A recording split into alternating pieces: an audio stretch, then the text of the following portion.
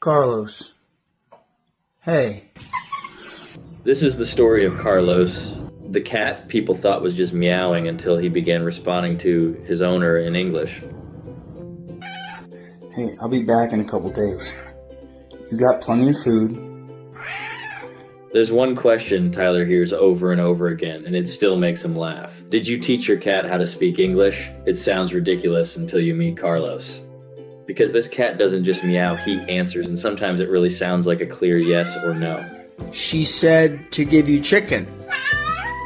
Yep. Hold on. Okay. Tyler isn't the kind of guy who exaggerates things, he just tells it like it happened. I don't even know what's going on myself, he once said, glancing down at Carlos and shaking his head. But the whole thing started in the most ordinary way.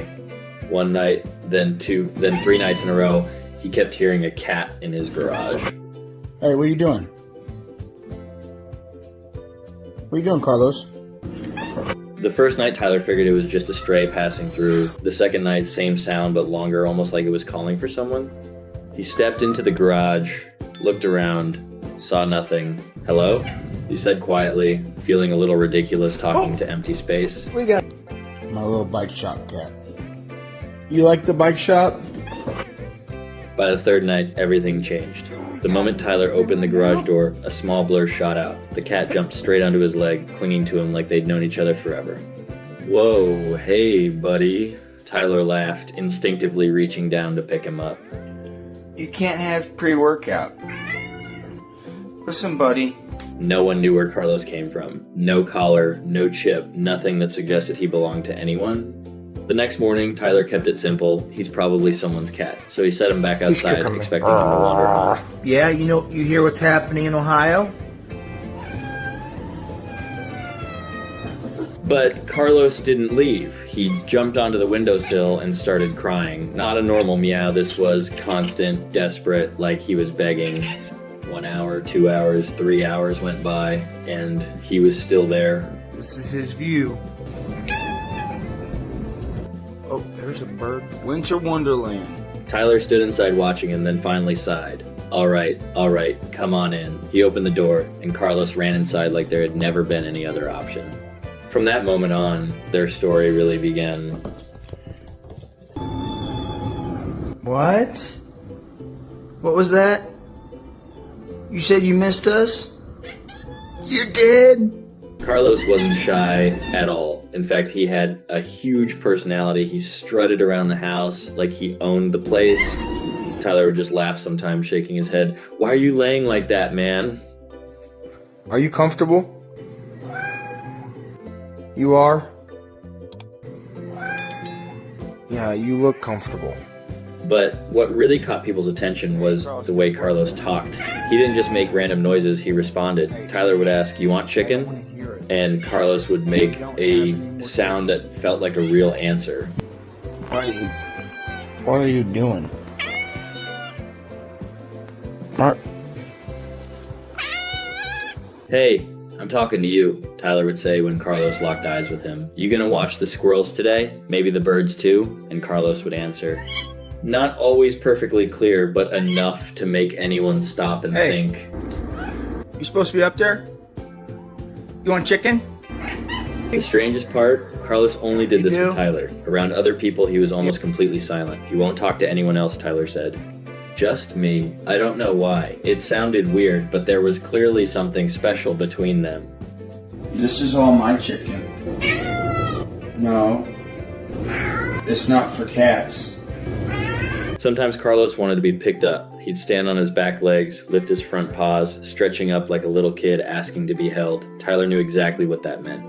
Oh, you want up? Come here. Hey, you my riding buddy? You are? You a good boy? Yeah. Tyler's mom once looked at Carlos and said, "He looks like a little China doll cat," and Tyler didn't argue. I mean, he's handsome. I'm probably biased, but still. He joked. Oh, did you miss us? You did. You're the sweetest boy ever. You are. Before long, Tyler's whole life started revolving around Carlos. No kids, not a lot of obligations, so most of his free time went to this cat. He's like my son, Tyler said, without hesitation. They said you're too fat and to not give you any treats anymore.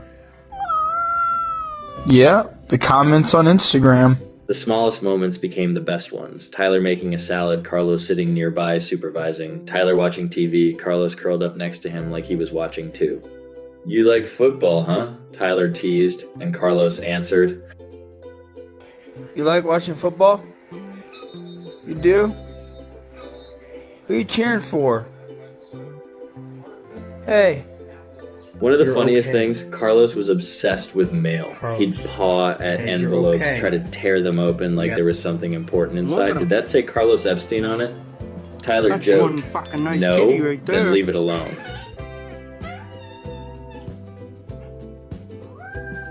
No, I already gave you chicken. Yes, I did. Yep. But underneath all the humor was something simple and real. A cat that no one knew, finding a place where he belonged, and a guy who just happened to open his garage door and found a best friend. You like butt scratches? You do? It looks like it. Yeah. You like getting your butt scratched? Yeah. He likes butt scratches. Life doesn't always need big dramatic moments to change. Sometimes it's just a small sound of the night and a decision to open the door. If you can, give animals out there a chance. You might think you're saving them, but they could end up changing your life in ways you never expected. Are you a sweet boy? You are. You love laying there? That's your spot? Okay. Alright. Get up there, fat boy. I'll see you tonight, okay?